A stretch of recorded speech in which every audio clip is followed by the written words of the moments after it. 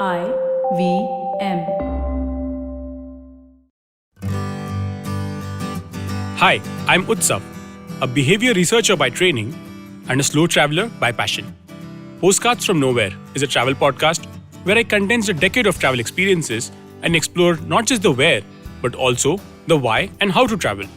My stories emerged from slow traveling the less explored parts of the world: Bosnia and Herzegovina, Armenia, Uzbekistan, and even China. At the end of each story, I give practical tips and new ideas about how to travel better. This week, I take you to Cotton Green, the forgotten train station, what it had to do with the American Civil War, and the story of the meteoric rise of Bombay.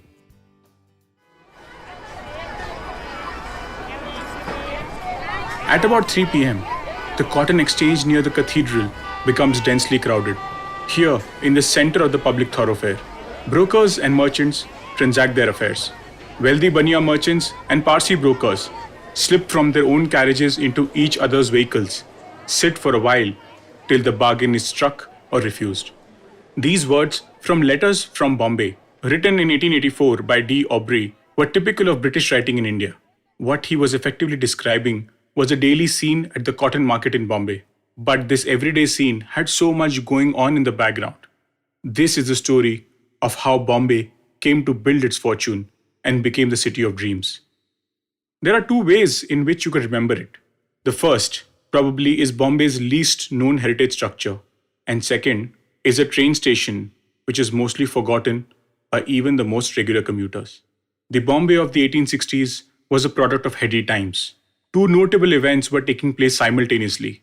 America was going through a bloody civil war, while in the Middle East, a canal was being built to connect the Red Sea and the Mediterranean Sea. These two unrelated events held key to the fortunes of Bombay.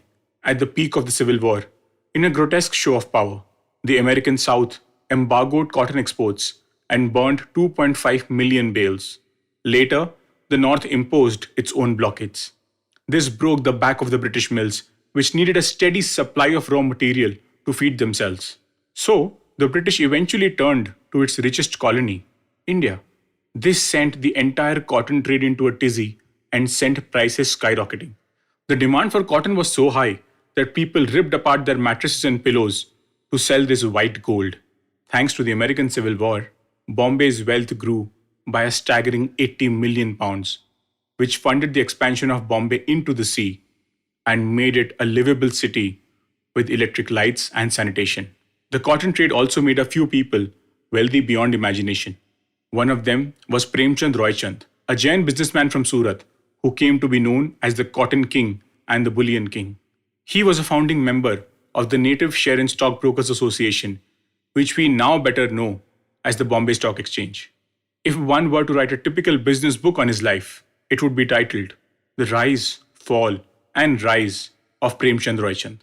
He ended up losing a majority of his wealth in developmental projects, but then persevered and managed to earn a part of it back.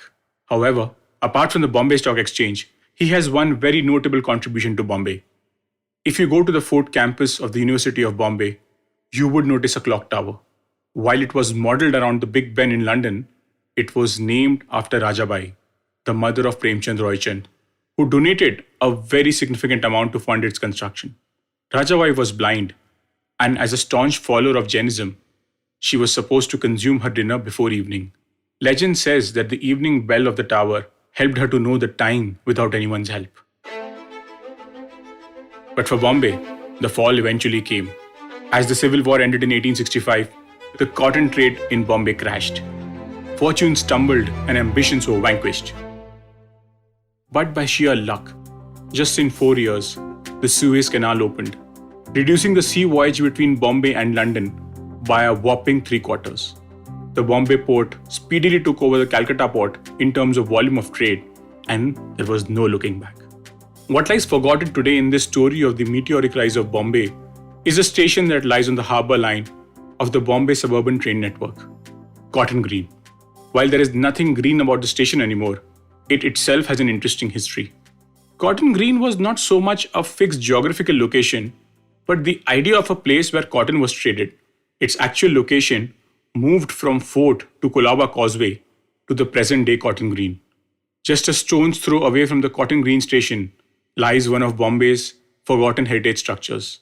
In the busy Zaveri Bazaar stands the Cotton Exchange building.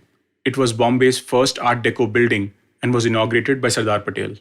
Trading at the Cotton Exchange stopped years ago, and the textile mills strike in 1981 and their subsequent closure virtually wiped out the cotton trade in Bombay. If you walk past that building today, look up and see a relief panel running around the building.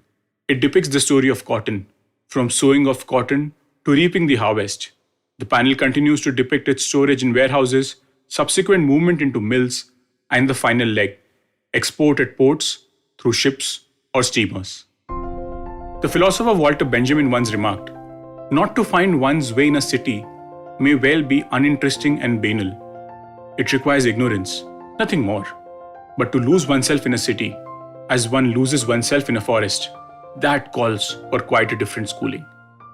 As the Cotton Exchange building finds itself lost in the story of Bombay, maybe the way for it to be rediscovered is for us to lose ourselves in it.